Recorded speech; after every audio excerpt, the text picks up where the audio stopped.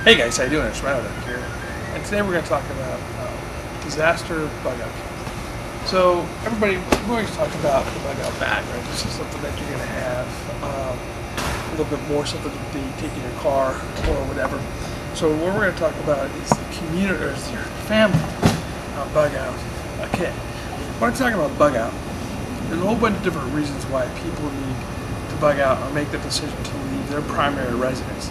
Now, I live in California, and some of the reasons why we have to leave our residence is because of wildfires. San Diego had some a few years ago. If you remember this, Colorado, you guys just had a bunch of wildfires where you had to evacuate your home. So what are we talking about with bug out? Well, here is an idea that you're going to leave and come back.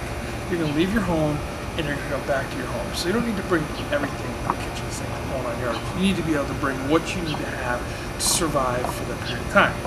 Now, the decision that you have to make is, do you want to go into Red Cross shelters and deal with that situation, or do you want to go someplace else, either family, friends, camping, whatever the situation is, what's going to get you away from hazard into a safe area where you can stay there, then reorganize, regroup when you're allowed to go back into your home to where that happened. Now, mind you, what you're talking about on those type of instances when you leave, you want to make sure that you have your medication, your eyeglass prescriptions. You want to make sure that you have also with documents that you need, driver's license, passports, birth certificates, all that kind of stuff. Now, what I suggest is that you scan all that stuff and keep it onto one of those jump drives, or if you take a look at one of our other videos that we had, how to make an external hard drive, take a look at that and put all the important information, scan it in there, keep it in there so you have those documents. And then keep that scanned documents in a tub like this you have here, where you have your disaster kit. Now, let's take a look at what we have in this particular tub. This is your typical Rubbermaid tub. It doesn't have to be this brand, obviously. It doesn't have to be this type of tub. I've seen them in trash cans and other things like this. Now, what do we have here?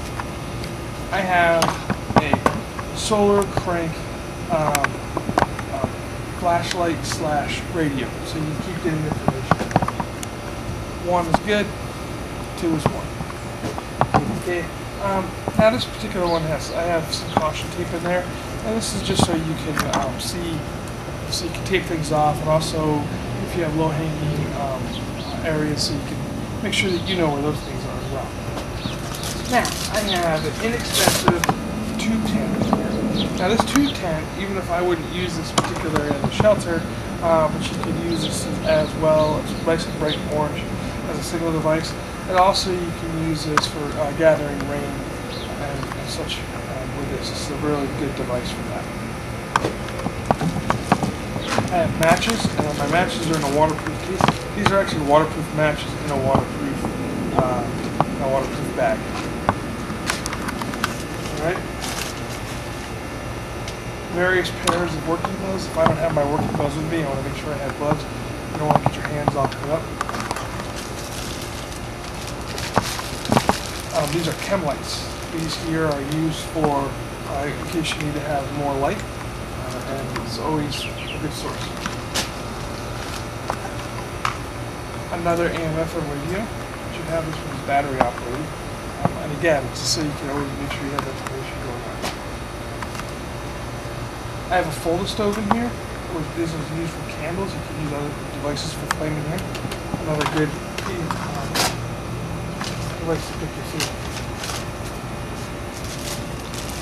I have a bunch of survival blankets. Now, you don't necessarily need to use these for warmth. You can, with this whole 101 different things you can use survival blankets for, so I have a bunch of those.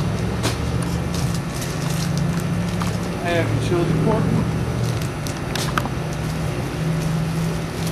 plastic rain ponchos in case it rains, and again, this plastic is good for using other things as well, as far as water collection. Duct tape, of course. I have medical exam gloves. Again, doing medical stuff, you want to make sure you don't get cross-contaminated. Additional plastic bags. drinking water. Some more drinking water. I have a bunch of emergency food in here. Safety goggles. Lots of drinking water. Some little first aid kits. And the additional stuff that's in there is just drinking water. That's what's inside this kit. This is just that kit that if I need to get out, earthquake occurs for me, something like this, I have this, I can grab this, take this with me with water and food. And this is enough to last my family for about, probably about a good 5 to 10 days. Now the food isn't going to be the most appetizing food there, but it's going to keep me alive. Now, this kit here, what I have, I have this also set up for when I go camping. And again, let's start off with what we have here. I have a first aid kit, really good kit to have. That's something you always need. I have cotton balls for various different reasons. Again, plastic waterproof bags. Some medical equipment. I have a nice utility rope. I have a water filtration system.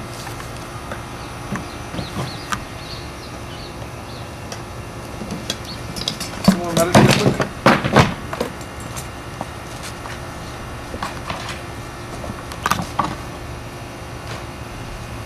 I have another water bag. The nice thing about this water bag being black, you can heat it up, you can use it as a sun shower, and you can also sterilize the water in there. Some more medical equipment. Sanitation, shampoo, and shaving cream. I have my tin cups. I love tin cups. I think tin cups are really good to use because you can put these right on the fire, and you can also use them for various different things.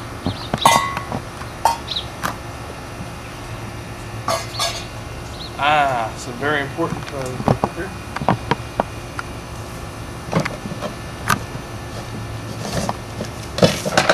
Frying pan.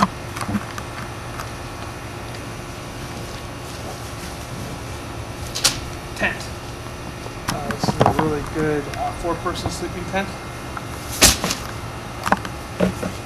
Sleeping pad. Sleeping bag.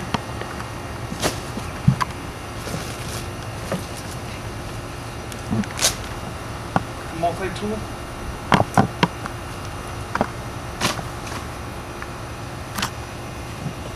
This is poncho liner. Heavy duty tarp in plastic. Screwdriver.